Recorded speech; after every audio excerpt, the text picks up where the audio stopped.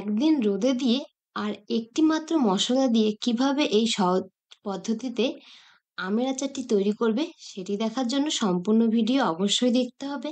আর জানিয়ে রাখছি, এই আচারটি কিন্তু একদম রাজস্থানি স্টাইলে তৈরি করা।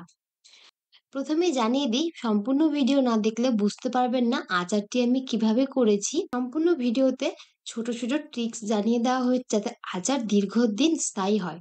তো সবার প্রথমে আমের আচার তৈরি করার জন্য এখানে আমি 1 কিলো মতন আম নিচ্ছি। আমগুলো ভালো করে ধুয়ে উপরের খোসা ছাড়িয়ে নেব।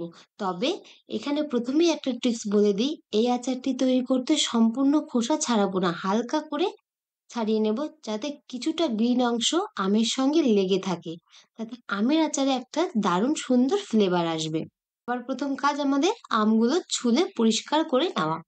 এবার আমগুলো ছুলে পরিষ্কার করে নেওয়ার পরে আমের ভেতরে বীজের সঙ্গে যে অংশ, সাদা পর্দার মতো অংশ আছে, সেটাকে উঠিয়ে ফেলে দিতে হবে। আর অবশ্যই এই আচারটি তৈরি করার জন্য একটু পক্ত আম লাগবে যাতে ভেতরে বীজ হয়ে যায়। প্রথমে খেয়াল রাখতে হবে এই আচারটি তৈরি করার জন্য একটু বড় বড় আম নিতে হবে।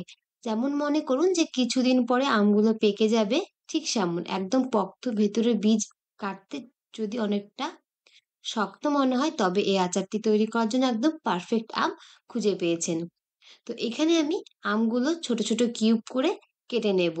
এই আচারটি তৈরি করার জন্য যদি একটু ছোট ছোট কিউব করে কাটা হয় তবে মশলাও অনেক কম লাগবে। আর 1 কেজি আমের আচার একটা ছোট 250 গ্রাম কন্টেনারে রাখা যাবে।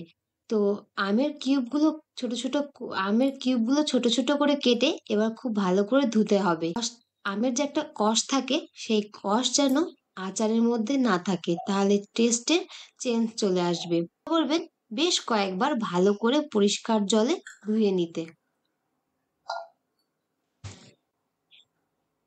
ভালো করে আমগুলো ধুয়ে নিচ্ছি। এবার একটি পাত্রে জল থেকে উঠিয়ে নেব। আমি বিভিন্ন রকম আমের আচারে পোস্ট করে রেখেছি অলরেডি। সেগুলোতে দেখবেন আমের আচার তৈরি করার আগে আমি কিছুক্ষণের জন্য আমগুলো ভাপ দিয়ে নিই। তাতে কি হয়, আমের আচার দীর্ঘস্থায়ী হতে সাহায্য হয়।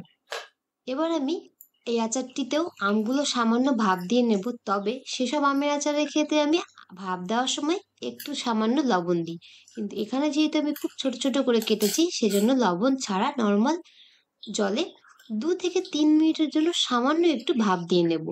এই ভিডিওতে আমি ভাপ দেওয়াটা ভিডিও করতে ভুলে গিয়েছিলাম। যাই হোক, আপনারা অবশ্যই ভাপ দিয়ে নেবেন। তারপরে জল থেকে আমগুলোকে উঠিয়ে নেব। কিছুক্ষণের জন্য একটি পাত্রে রাখবো, যেই পাত্র থেকে জলগুলো সহজেই ঝরে যায়। তারপরে অন্য একটি পাত্রে নিয়ে সামান্য লবণ ও হলুদ দিয়ে মেখে একদিন রোদে দেবো। এই কাজটি আমি সকাল 9টা থেকে 10টা নাগাদের মধ্যে করে নিচ্ছি। আচার তৈরি করব ঠিক আজ বিকেলবেলা। তো তার জন্য প্রথমে এই কাজটি করে আমি রোদে দিয়ে দেব। এখন বেশ রোদ উঠেছে, তো একদিন রোদ দিলেই হয়ে যাবে। বেশি রোদে দিলে ভেতরের থেকেও ময়েশ্চার টেনে নেবে এবং অনেকটা হার্ড হয়ে যাবে। আপনাদের সকলকে জানিয়ে রাখি, এই চ্যানেলে আরো বিভিন্ন রকমের আমের আচারের রেসিপি দেওয়া আছে। আপনারা চাইলে একবার একটু ভিজিট করে আসতে পারেন। আমি ডেসক্রিপশনে লিংক শেয়ার করে দেব। আচার তৈরি করার জন্য প্রথমে একটি কড়াই গরম করে নেব। এখানে আমি প্রথমেই বলেছিলাম আমের আচার তৈরি করতে শুধুমাত্র একটি মশলা ব্যবহার করব, তাছাড়া কোনো মশলা দেব না। 1 চামচ সাদা সর্ষা ও 1 চামচ কালো সর্ষা দিয়ে হালকা নেড়েচেড়ে ভেজে নেব। আচার তৈরি করার জন্য সব থেকে উপযুক্ত সরিষার তেল। চেষ্টা করবেন আচার তৈরি করতে সরিষার তেল ছাড়া অন্য কোনো কিছু যেন না দেওয়া হয়। তার জন্য আমি এখানে 1 কেজি আচারের জন্য 200 ml তেল দিলাম। তেল গরম হয়ে যাওয়ার পরে 5 ফোড়ন ও শুকনো লঙ্কা ফোড়ন দিয়ে ইন্ডাকশন বন্ধ করে দিয়েছি। তেল টোটালি ঠান্ডা করব যতক্ষণ না পর্যন্ত আমি এখানে হাত দিয়ে অনুভব করতে পারছি, ঠিক ততক্ষণ পর্যন্ত তেল ঠান্ডা করে নেব। তেল ঠান্ডা হতে হতে এদিকে আমরা মশলা তৈরি করে নেব। শুধুমাত্র একটি বাটা দেবো যাতে শসাগুলো দুভাগ হয়। ঠিক এইভাবে মশলাটা তৈরি করতে হবে। স্বাদ মতো আর একটু লবণ দিয়ে দেব। যেহেতু হলুদ আমের গায়ে লাগানোই আছে, এর আগেও আমি আমের সঙ্গে লবণ দিয়েছিলাম, তাই একটু লবণ একটু বুঝে শুনে দিতে হবে। আর অল্প অল্প করে মশলাগুলো দিয়ে সবার প্রথমে আমের সঙ্গে মেখে নিতে হবে, এক করে সম্পূর্ণ মশলা দিয়ে দিতে হবে।